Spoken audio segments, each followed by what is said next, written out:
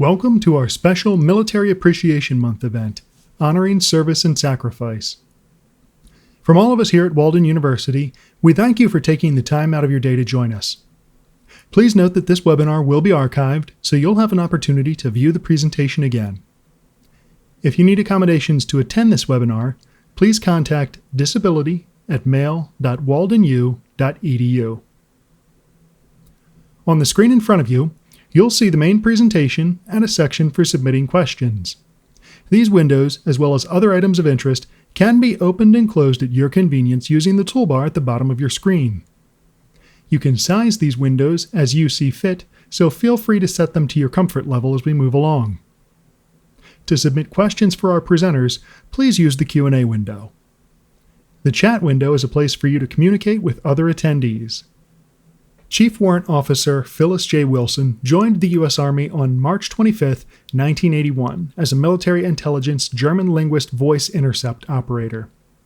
During more than 37 years of active duty and reserve service, she has served at all echelons, from tactical to strategic.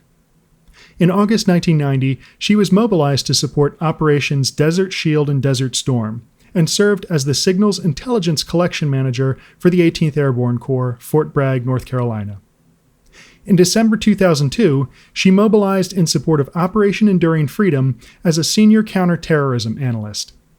She served 7 years at U.S. Special Operations Command MacDill Air Force Base, Tampa, Florida, as an intelligence analyst in support of information operations focused on the war on terrorism. Dr. Sue Subocz was sworn into the Coast Guard in July of 1985 as part of the U.S. Coast Guard Academy's class of 1989. From 1989 to 2001, she served on active duty in the Coast Guard, then served another 13 years in the Coast Guard Reserve, beginning with additional work in acquisitions and civil engineering.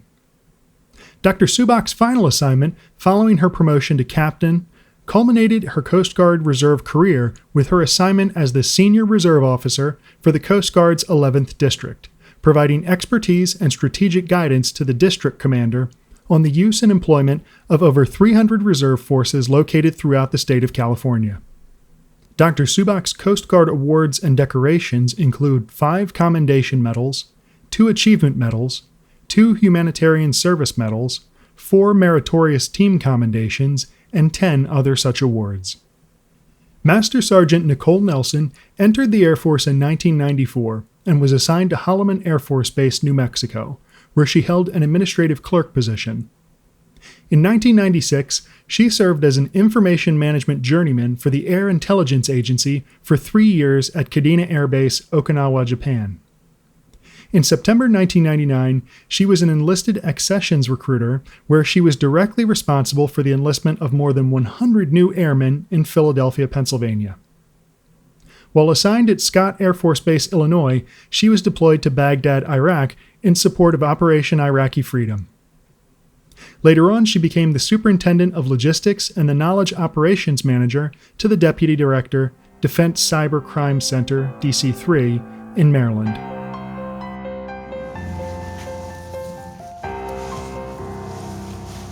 There we are. Well, it's good to see your whole face. Thank you guys so much for joining us here at the Military Women's Memorial. It's been an honor to give you a bit of a tour through the place, especially given that Walden University has sent you our way, and one of you didn't even know about your own memorial here. So as women veterans, let's have a conversation. I want to talk a little bit about what you saw today, but also what's your service meant to you. So Nicole, let's start with you. What did your military service? You served in the Air Force. What was that like? In one word, it was amazing. I think I used the word earlier when we were talking, exhilarating. Those 20 years, I would have to say, were the most exhilarating. I was able to push myself through boundaries. Even when I didn't know if I could go that far, I was able to go even further. It shaped me. It shaped my whole life, how I approach things, how I approach conflict. If I had to do it again, I would do it again, 100 times over. That's awesome. Sue, you served in the Coast Guard. What was that like for you? Yeah, like Nicole, I'd do it all again. I didn't regret 1 minute that I spent in the Coast Guard. And if I were gonna characterize my time in the service, I would use the word transformational. You know, for me, coming out of high school, it was choices of college and where I would go, and do you want to get in a bunch of debt? or do you not? And I came from a family of pretty modest means, and mom and dad working multiple jobs, and the future for me was through education, but then the military opportunity came up, and so I left at 17 not realizing I would never come home. and it just all kind of took off from there. So you say you left at 17, probably like me and probably even like Nicole, you thought you were going to do it for a short period of time. Oh yeah. What happened? What Do your made 6 you... and get out. Yeah, that didn't happen. You know what? It's the camaraderie. It's the spirit. Like, you're a team, and you're always a team. And I played sports, and you know, all through high school and college, and then you're just on this big team, and everybody's pretty clear about what you're trying to do, and you do it together, and you bring everyone with you, and you know, you don't leave any man or woman behind, and you look out for each other, and it feels good. Like, it's a good place to be. I'm with you. And when you said earlier, Nicole, exhilarating, and that it sort of set the conditions for you even once you left the service, I found it the same kind of thing. The military pushed me to do things I didn't believe I could do, okay? But you had to, because you weren't going to let your team down, and you didn't want to lose face. So you were going to do things. I jumped out of airplanes because I refused to look like somebody, a wuss. Yeah, it's a perfect term. So I did that, and once I did it, oh my gosh, I was addicted. But early on, I would have never done it if it was just for me, but because it was for more than myself, and I think that's where you're finding the exhilaration. Yes. You know, you can't quit your job. No, you can't. You just can't come in one day and decide, oh, I don't want to be here, I'm going to quit. and even if you did find a reason to, they tell you to find a reason why you wouldn't quit, and then train somebody else to do it the way you did it. And it's that gift that keeps on giving, that leadership and that camaraderie, the attachments and the friendships and the mission. And even when you're not playing the game for real, the exercises, when you put on all the gear and you work the 12 hours and you come out on the other side to tell the story, it's like, okay, so the way we did that, we might want to change this, we might want to change that. It goes into every aspect of your life. When I became a mom, nobody gives you an instruction book on how to do any of this. So you kind of pull from what you know. You pull from the things that you were taught. You pull from that person who had that profound thing that they said to you that one time when you were walking down the hallway, and all you thought you were doing was taking this memo to this office, but the thing that you learned on that trip. 20 years is a long time to do anything. And I used to look at people who would retire while I was still in, and I would go, oh my gosh, I can't believe you've done this for 20 years. I haven't done anything for 20 years except live. But I'm so grateful that I made the decision, and I was 17. I was 17 when I did it, and I was gonna do it for 4 years, get my money for college, but what I really wanted, I wanted to travel. And the reason you start is very different from the reason you decide to stay, and very different from the reason that you decide to leave. Can you talk more about that? Why you joined, why you stayed, and then why you decided to leave?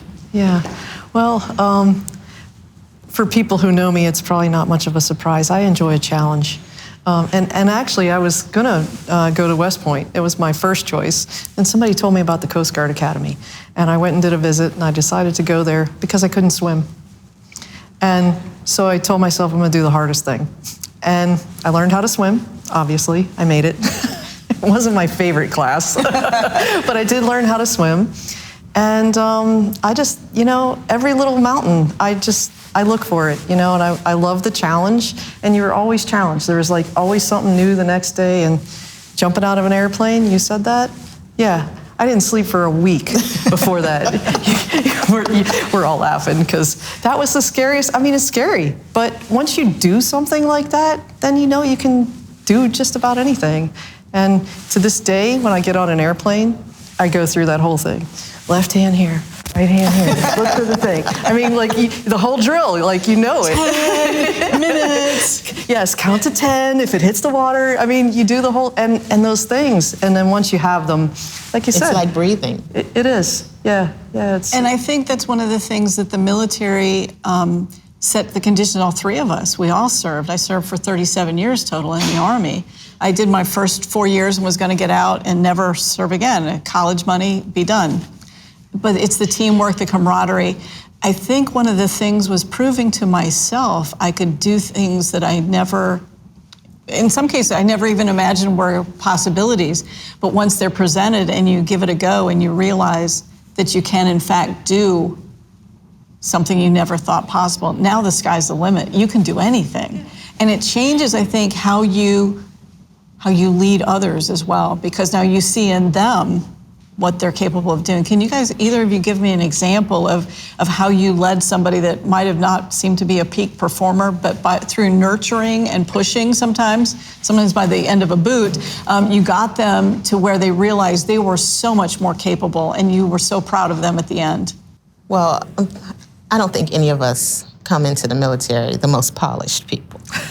I have to admit that I wasn't myself. And when you run into that young airman who is not as polished as you would like them to be, you have to remember you didn't come in like that either. And so you have to approach it without looking at them like, get it together right now. But let me coach you the way that I was coached. And let me add a little bit of me in there so that when they come out on the other side, you can not just be proud of them, but you can be proud of what it is you did. And you're not just teaching them how to pull themselves together, but you're teaching them how to lead the next person. And it's very rewarding. It's a very rewarding thing when they finally get it together and they're all dressed and they're looking the way that they're supposed to, and you become that proud supervisor. I won't say proud parent, but you become that proud supervisor, and you think, I did that. I did that. I am the reason that he or she looks or acts or speaks the way that they do. And you only wish that you can get everybody in line that way. If only we could get everybody that way. But just the little contributions we make here and there, you know. But they're not little contributions, and that's the thing, is I think those that mentored and coached us, it's incumbent on us to do the same. And that's true. And let's look at, as we move away from the time we served in uniform, what did we do after? We left that uniform behind, but that sense of service has continued, and that reason of why you chose the military, why you chose to serve. Why did you choose what you've done now after you've left the military? We'll start with Sue. Oh, well, I love school. There's no other way to say it. When I was in the Coast Guard, my dream was to go back to the Coast Guard Academy and teach. I mean, education changed my life. Like I said, you know, it pulled me out of where I was, and it transformed me. Interestingly, I'm from Pittsburgh, and Pittsburgh in the 70s, 80s, you know what's happening there. Not much of anything. My dad went to college 6 months after I did, and graduated 6 months after I did. You know, education changing my family was really a big thing. And then the military, of course, you know, shapes who you are as you're part of that. And so I always wanted to teach. And eventually the avenue was not one for me in the Coast Guard to go to the academy. For family reasons, actually. I had 3 small kids, and I was married to a military member, and he couldn't get assigned there. I actually got an assignment at the Coast Guard Academy and had to turn it down because we couldn't bring the family. And so we did something else, which was great. I mean, I don't regret it at all. We went to DC, and we had a great life there and all of that. And eventually it led to another form of service in my mind, teaching at a community college. So I took off the uniform of the Coast Guard one day and became an adjunct professor the next. And I have no regrets about that either. So I served in the reserves then while I was teaching. And all the way till today, what do you do now? So I'm the provost at Walden Yeah, I know. It's a long way from Pittsburgh in 1985, really. It changed everything for me, the whole experience. So do you think part of your why continues to make sure that the next generation is educated? Oh, totally. I mean, it's about access. I mean, access to education through the military, access through a community college, and Walden is all about access for a broad, swath of people who maybe didn't have a chance. I got my PhD online. I would never have been able to get a PhD without online education. Mm-hmm. And so, when the opportunity came for me to be a part of this, I see me in our students. Isn't that fun to see that same lust for education and wanting to know more in some of your, not all, but some of the students' eyes at least. But let's talk now about COVID and the why of this and online education and what made you decide when you left the military, Nicole, to go and look towards being involved in education? Education is timeless. There is never a moment in your life where it's too late to learn anything. And I'll be honest and say I got my degree, my undergrad degree, after I retired. And my biggest inspiration was my husband, because he was always finding a class to be in. And, if you can't be on a team with each other, then you might want to figure out how to do things differently. But he inspired me to go and get my education, and the Air Force was all about that. And most of it was online. And I found it to be probably a major accomplishment in my life. I got so attached to taking the classes and earning the grades and graduation that I didn't want to let college go. I didn't want to go. And a lot of people who have that unforgettable experience with college, they remember those years. And although I didn't have the traditional college experience, because I was in the Air Force doing my thing, I did want to stay connected to it. When I got the job as executive assistant to the CFO and the president of Walden University, I was thinking, all of the dots are connecting. This works. I find my life too is a patchwork quilt. Mm-hmm. I'm a registered nurse on the civilian side. I was military intelligence in the Army, and now I'm the president of the Military Women's Memorial. It doesn't make sense that one person but to me it all fits so nicely because honestly, for the longest time, the preponderance of women that served in and with the military were nurses. And so when I see their stories, I just stand up a little bit straighter, a little bit prouder. I'm like, there they were. They did all these amazing things. But then I look at military intelligence and all of the other career fields that are out there, and now they're all open. And I retired in 2018 and was getting a little bit too old to be competing. Now, to be a young woman today and have the opportunities that we see in the military, really across society. And as we walked the gallery earlier today, we looked at some of these trailblazers. Oh my goodness, right? And was there one that stuck in your head? Could you pull one of these out and tell us a little bit about what you thought was their why? Duckworth, hers was amazing. And the fact that you can continue to add to it, that's what I like. No matter what your accomplishments were in the military, like you say, that patchwork, you can continue to add to it and add to it. And so quickly to clarify, you're talking about Senator Tammy Duckworth, yes, ma'am, who lost both legs in a helicopter crash, right? Yes. Became a congresswoman and now is a senator. She, I hold her close. I have a family member and I consider her a superwoman. She does everything we can do on one leg. And you forget that they are missing a limb because of how great they are and how great they are continuing to be. And you can only wish to be just even a fraction of that person. And I'm hoping that one day somebody will tell my story that way. I can only hope. But what I'm really proud of is my own daughters and hoping that as women, even though my daughter's not serving, that she will find a sense of service in her life at some point, just by looking at me and by me looking at them. So passing on that sense of why to her, yeah? Yes. So Sue, what about you? What do you think? Did you saw the different individuals that we sort of called out of the the 3 million women that have defended this country, but we've got a few here that we're really spotlighting. Yeah, well, I actually took a quote with me, which was on the wall just over here that said, "You don't know you're making history when you're doing it." And you know, as we were looking at the timeline, I knew that 1980 was the first graduating class of women from the Coast Guard Academy because I knew them. And you don't know your company officer is this historical figure. She's just the person who's training you. And she's in that class and someone I really looked up to. And, you know, in hindsight, you know, you're young. You don't always catch the gravity of a moment. But I was with someone who did something no one had ever done before. And there's something pretty cool about that. Well, we actually, as I was sharing earlier, we've partnered with a coffee company that's called Call Sign Coffee. And so many aviators and other people in the military have a call sign.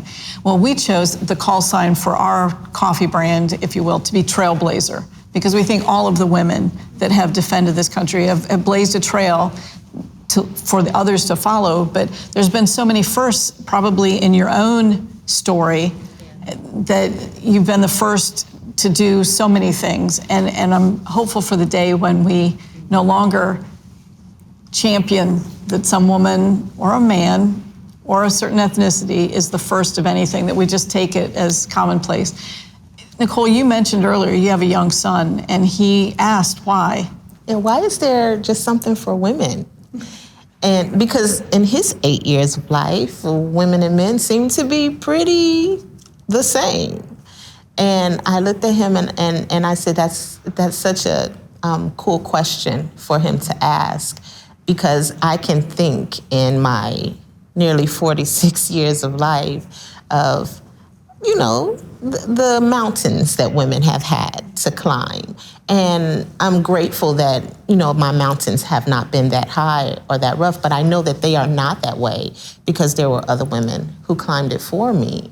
And when I look at him, like you said, maybe one day we'll get to the point where it just becomes commonplace, and it looks like it's coming sooner than we thought, you know, because for him, it is commonplace. And I can't wait for it to be that easy to think of in our lifetime.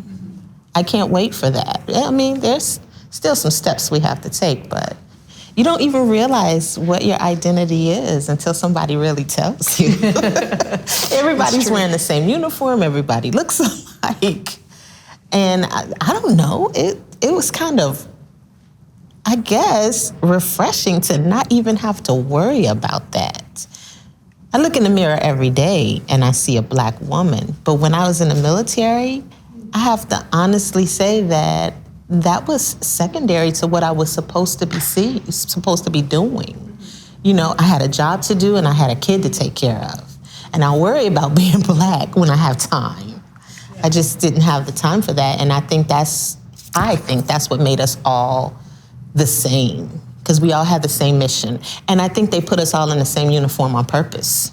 So we didn't have to worry about that. So we didn't have to think about that. Put your hair away, put your boots on, let's go and take care of this mission. And, you know, it wasn't until I got out of the military that I was reminded, you know, you're a Black woman and look at all that you've done. Oh yeah, that's great. That's wonderful. And I never want to set aside the fact that I am a Black woman, but I do want to say that there's so much more. There is so much more to just being me. And as we walked these halls and we went out on the rooftop, I saw a lot of people that looked like me, but what I was able to identify with was that uniform and that call to service. That's what I was able to identify. And that's what I see in education, you know? Yes, I was the person who got their degree later in life. And I was happy. I was happy and comforted to find that I was just like a whole bunch of other people who sat in that room who had just come from their jobs and were trying to get this class in before 9 p.m. so they can get home and get that cold dinner that's been waiting for them all evening. And I don't know, you have these things you check off in your life, and you will worry about those things that you have to worry about when it's time to worry about it. I'll have to say, in my experience, nobody ignored that I was a Black woman. It just happened to be who I was. I was in the Air Force. I was CSA or whatever my job was at the time, and I just happened to be Black. Right. So because we were all sisters in service. Yes. Yeah. And in that basic training bay, where everybody's sleeping together, showering together, missing home together, I don't think I counted the Black women in the room. It was just 72 of us. And we had a sister unit across the hall feeling the same exact way. So it sounds to me, Sue, like you and I grew up in Ohio, but my dad had been born and raised Amish and was a roofer. And there were 5 of us kids, back to back to back. And my dad always told us, if you're gonna go to school, it's gonna have to be on your own dime.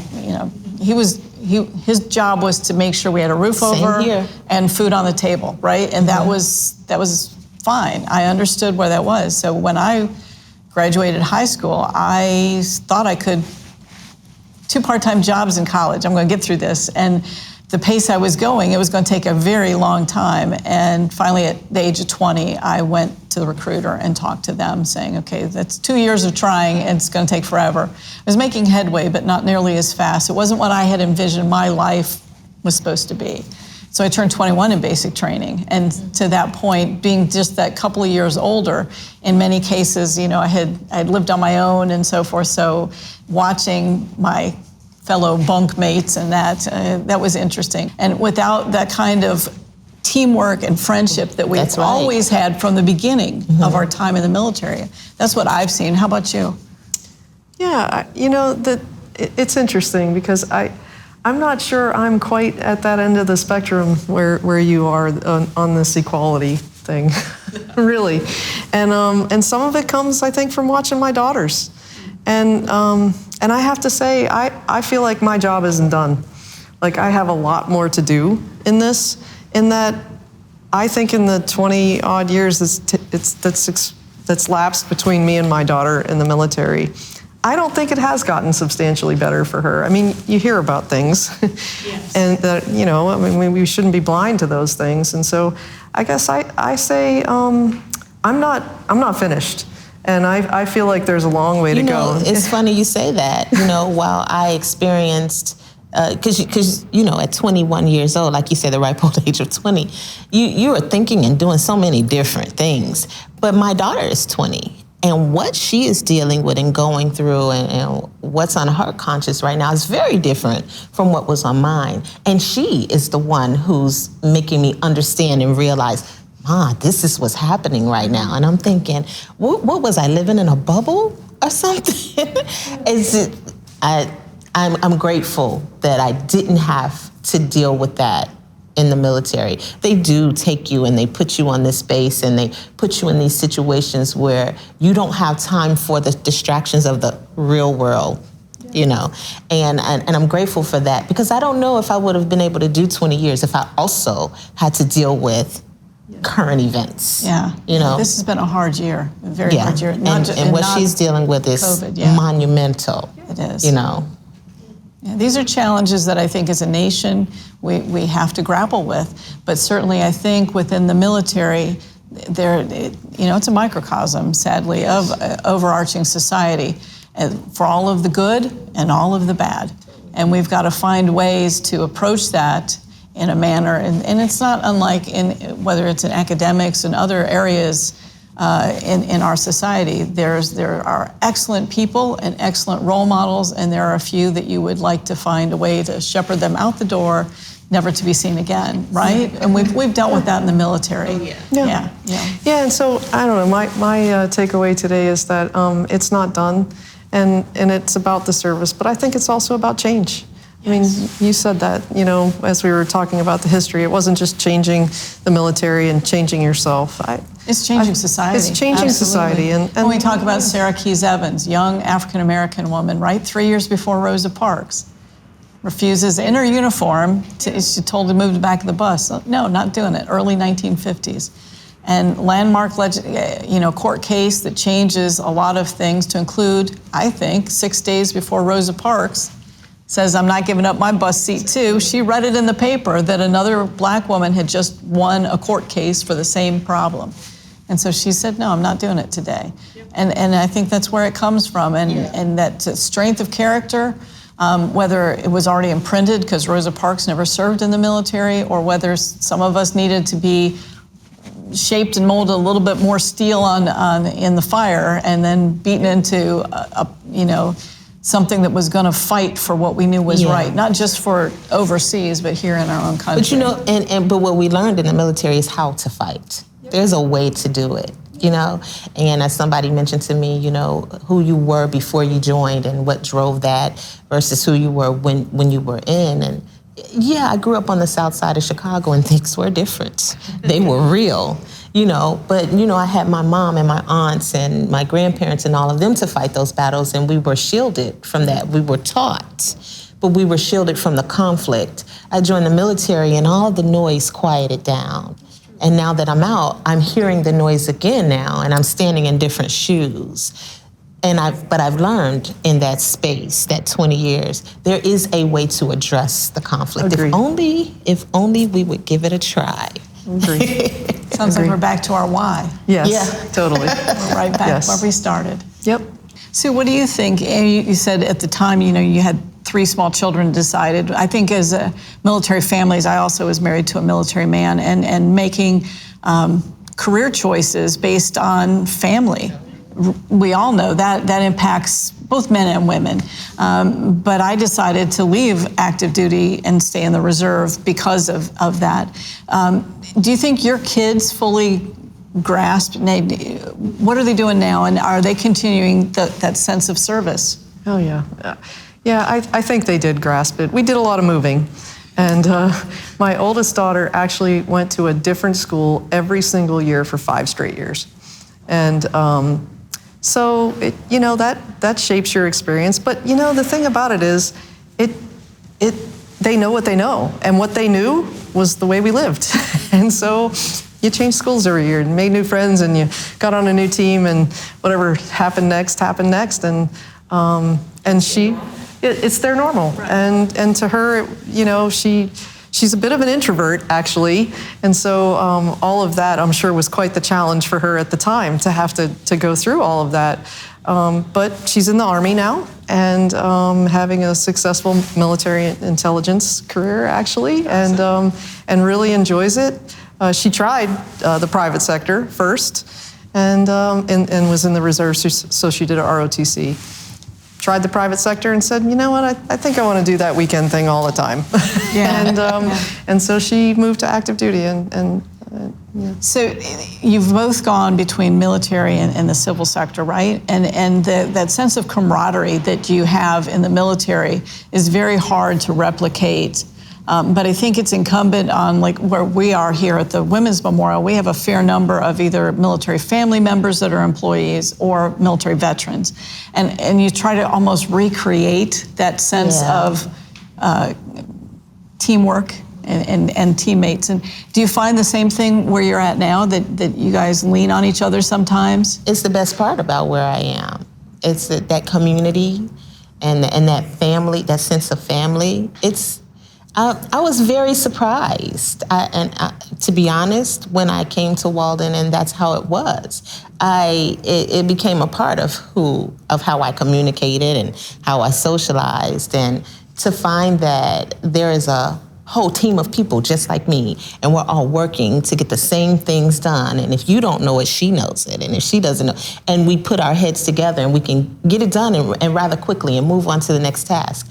I find that Walden is very family-oriented and very centered around building those relationships. It makes it a little easier. It makes it a little easier to get up and come to work. I'm reminded every now and then that, you don't have to be so uptight. We're not brain surgeons here. But in the military, they treat you like you are. Mm-hmm. Every single thing you do has an impact on the big mission. I do think this is an important part of the conversation right now. And one of the reasons that we can enjoy the work environment that we enjoy is our mission. It's just like being in the military. We knew what our mission was, we're driving toward it, And one thing I know I have in common with my colleagues at Walden is our mission. And social change is, when I came, I wasn't sure, like, is it really a thing? Is it just a tagline? Is it not? It's a thing, and we really mean it. And I have learned and grown in my time at Walden in thinking about how I went to a military school. We weren't really agents of social change. I was an engineer, I was doing those things, and so I've learned a lot. And I think as we go forward as Walden, taking that mission and seeing it come through all of our degree group, so those 18 to 24-year-olds, they're gonna become those voices, like your 20-year-old, who are gonna tell us, they're gonna point those things out in the world. And then our doctoral students, they're gonna go out and change policy. They're gonna help, become the next Ruth Bader Ginsburg that's out there, that we saw the images of. And they're gonna change policies that are gonna help change the world. And we have students in all those occupations and all those places in between who are gonna leave us and ask those questions, and they're not gonna settle. And we'll be so much better for it. Totally. Yeah, I was really excited earlier when you were sharing that you both really love what you do and love going to work, but as you were walking up here towards the memorial and seeing the beautiful building itself, you're like, oh, it must not be too bad to come to work here. And as you know, I get choked up just talking about how special this location is. And you also had the opportunity to go up on our rooftop terrace and see that, right, Nicole? So what was it like when you went up there? What did you see that made you feel like you're really at a cool location? When the elevator doors opened and I saw all of the headstones all neatly placed out there. You see it on TV or in a magazine, but I realized that I was looking at it in person, and it was breathtaking. And I felt at peace. Your heart goes out to the families, but you also know, like you mentioned earlier, some of them have lived a full life, and now they're resting in peace. But the quotes, and I love that the quotes that were etched on the glass are living quotes. The people are still here, and there's space. Hopefully I'll get a quote out there. But and just to look out and to see the Washington Monument and the beauty of it. Who knew that this little diamond was sitting here?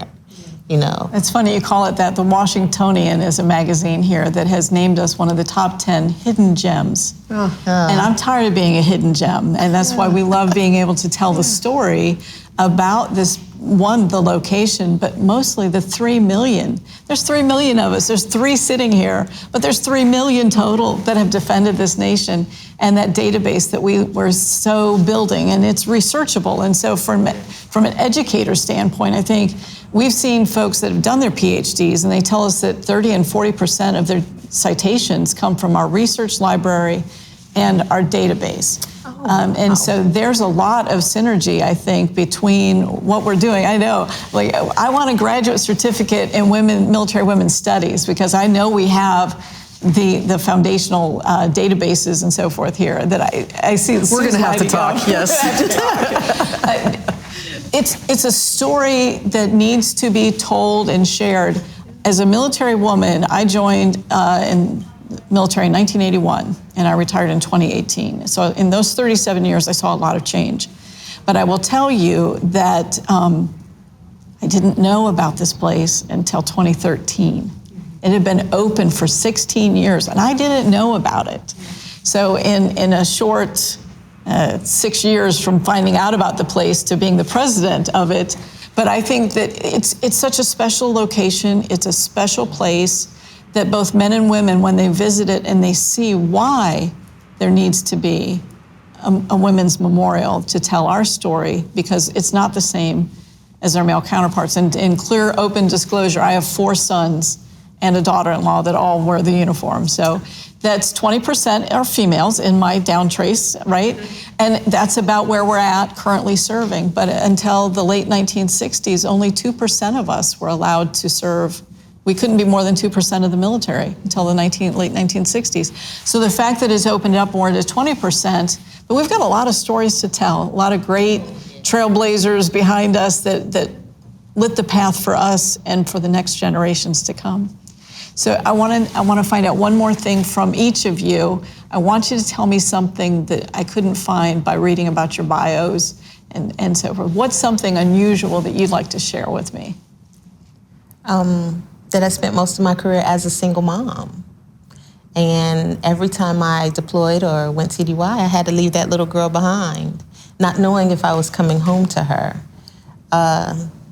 That will ground you. So when you deployed, like any and all military, you had to build out a will, right? Oh, yeah. What did that feel like? How old were you the first time? I was 29. And you're writing a will. And I was writing my will and setting and getting my house in order, setting everything straight. And somehow or another, it gave me a little piece that everything would be in order even if I didn't come back. That goes back to when I said the reason you join versus the reason you stay versus the reason you leave. I mean, I joined to travel. I stayed for her. They made it easy. I mean, being a single parent doesn't have to be a hard thing, and it really does take a village, and you have to use your whole village to get through. And I left for me because I wanted to know what it felt like to be just a mom, not a mom in uniform. I wanted to know what it felt like to be just a mom. I was blessed with 2 more children, but that single mom thing that I did in the military, it made me feel like her superhero. And she's 20 now, and she still makes me feel like a superhero. Well, because you are. Yeah, awesome. Sue, what about you? Yeah, well, I'm kind of an open book, so most people that I work with do know what I'm gonna say here, and it is that every military career has its challenges, and at the ripe old age of 21, I met mine. I was on a Coast Guard ship that ran aground, and is at this moment at the bottom of Lake Superior. It was quite a thing at the ripe old age of 21, and to be a part of that, lots of things happen when there's a military accident. We talked about planes and all of that, and just yesterday I was talking to a group of faculty who were talking about the Suez Canal situation and said, "Can you believe that ship got stuck there?" And I said, "Yep." I can, because it's such a delicate balance, everything that you do. And I look, in hindsight, once you get through all the trauma that goes along with something like that, you look back on it and you say, it's always the system. And it's not like one person did something wrong, and placing blame is like something I never do because of that scenario that happened in my life, because 100 things had to line up just the way they did for that tragedy to occur, just like 100 things have to line up for something good to happen a lot of times. And so I'm very much a systems thinker because of that situation, and I really hate blame, because of it all. It's funny how things imprint, very major events in your life imprint you forever. Oh, yeah. But there was another thing I heard about that seriously imprinted you on your fear of heights now. Yeah, talk about that one if you don't mind. Well, it is interesting. You were saying about the exhilaration, and you push yourself to new things. There is no way I would jump out of that plane today. It is not happening. I have a horrible fear of heights, and it seems like it gets worse every year. But to think that I jumped out of a helicopter and I did the whole, all of that. I did it. I made it through. I'm glad I did. But I don't know that I'd do it again. I'm with you on that. I did a tandem jump at 13,000 feet, and it was a tandem on purpose, because I'm like, I can jump out of an airplane at 2,000 feet, got my own static line, I know what I'm doing. That tandem jump, that you're standing at the back end of an airplane at 14,000, 13,000 feet, and they just say, just lean forward. That's so counterintuitive. You can't just lean forward and fall into the air. It just doesn't happen, So anyway, bucket list, check, yes, done. Never doing that again. And can you believe that was your job? and how young we were, and those were our jobs. And they trusted us to do it. Silly. See, there you go. But that's the crazy thing is we look at, certainly as we circle back to education, you know, the 18 to 22-year-old mind is so willing to take on any and all information, absorb it, and turn it back around and get it back out into something useful and meaningful, right? Oh, yeah. And so whether you're in a classroom or you're wearing a uniform and learning on the job, which many of us did, right? You may have had the classroom training, but I think it's how you apply it that makes a big difference. And so I have one question that's been kind of bothering me now. I'm a bit older, but I'm still... Last night was working on a college paper because I'm doing an online master's program, second master's, but just because I like to learn new things and be sort of pushed in some areas. So how important is lifelong learning? I mean, do you think you'll ever stop? No. Oh, why not? Answer too quickly? Yeah, why not? No, like I said, education is timeless, and it's never too late to learn something new. I have 2 small children, and I'm a little older, and the things that they're learning, and the research that I'm having to do because of what they're learning, that's enlightening me. You know, as long as your brain can take in the information, I think you should be thirsty for it all the time. I love the idea of adult learners. I really do, because I want to be a 99-year-old woman and I can speak clearly about so many things that I've encountered in life. I don't want to forget the information, and the only way to keep from forgetting it is to keep adding more and learning more. It should be continuous. I can't say it any better. You're right. I mean, once you stop learning, what's the point? Right. Yeah. And whether it's truly, you know, whether it's online or classroom or just voracious reading or whatever it may be, there's so many ways to continue to do that. I have a friend of mine that she's in her 40s and she doesn't have her bachelor's degree yet. And she said, you know, I'll be like 40, if I go and start now, I'll be 48 years old before I'm done. And I said, you're still going to get to be 48, so do you want to do it with or without the degree? Might as well do something constructive while you're making it to 48. Yeah.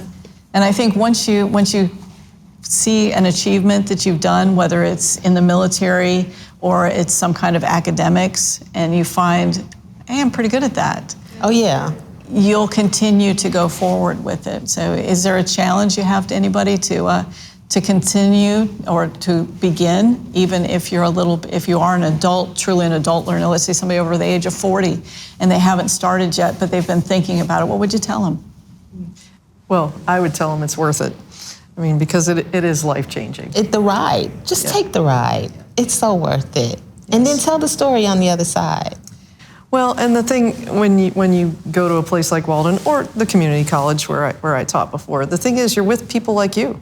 You know, that's our group of people. Yep. Like, they're all scared. Like, there's some fear and there's something they want to change, whether it's about themselves or their community. And so you're in this group of people who shares that together as students. It's contagious, isn't it? Yeah, I like that. Yeah. It's contagious. Learning it should be contagious. Oh, I know. Absolutely. I wish it would be all the time. So whether you come to a place like the Military Women's Memorial and learn, or you go online to Walden and learn, either way, I think it makes you a better person, a better citizen, and ideally a change agent, right? Absolutely. That's what we're looking to see happen here. Yes, absolutely. So again, thank you guys so much for joining me and joining us here at your memorial. Thank you. Thank you. Hi, I'm Phyllis Wilson, president of the Military Women's Memorial, located at the ceremonial entrance to Arlington National Cemetery. We're the only major national memorial that honors and tells the stories of 3 million women that have defended this nation. So in our repository, our database, we seriously need your help. We need your stories. We have 300,000 stories, which sounds like so many, but 2.7 million more are necessary.